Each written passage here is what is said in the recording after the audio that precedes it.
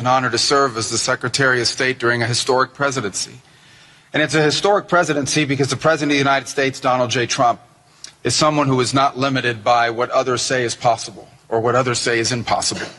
He's not limited by some of the things that have happened in the past, and he's willing to talk to or engage with anyone in the interest of peace, always putting the American people and our national security first, but understanding that in the world that we share with so many others, peace is paramount to all of us. We are here today because of President Trump's vision. If we go back just a few months ago, people thought what was happening in Gaza was impossible to solve. 28 hostages that were dead, others that were still living, all these hostages that were being held. No one thought that that would ever come to a resolution without more fighting and more bloodshed along the way. In fact, frankly, many thought it was intractable. And sadly, many of the institutions that have served us well, in many cases, for the last 70 years, were unable to do anything about it.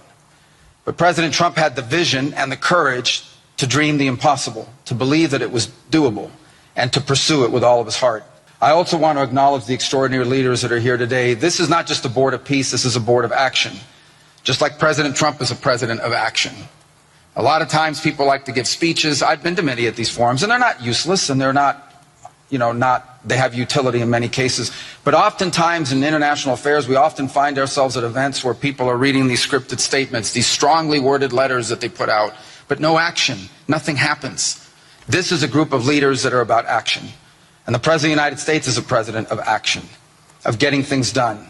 And today is the beginning of that, of a new era and a new stage that we think is so important as a model to the rest of the world of what is possible. And clearly the focus is right now on Gaza and making sure that the plan that's about to be presented to you here today, this vision for the future of Gaza, this vision for the future of the region, is not just possible and promising. It is our destiny if we put the time and the effort that it requires, as I know this board will do. But I also think it will serve as an example of what's possible in other parts of the world. Without losing focus on what's before us now, this is what's possible for other places and other conflicts that seem impossible to solve right now.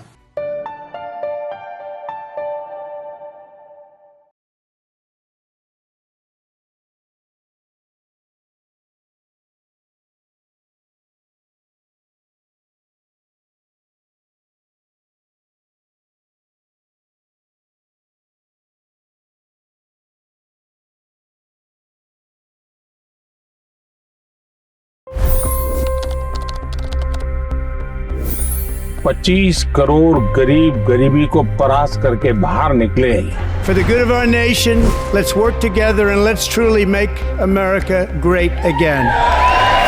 The fastest news breaks. Requested PM saying that Rubio will have to speak to Putin and to Zelensky.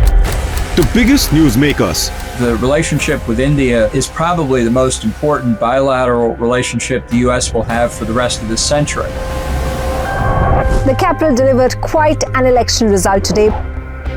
Expert analysis. The million-dollar question today is how to stop this dance of death. Ground reports. I'm standing at the crossroad of the Kumbh Mela. Behind me are more than 100 entry ghats. Long-form interviews. Exclusionary politics is reflected in Manipur case as well. You don't bother because this is a small state. Deep dive into burning issues. It's often said DRC could be the richest country in the whole world. It's because of what sits underneath. Why exactly did the US topple the Sheikh Hasina government? HD videos. We don't just break news, we break it down.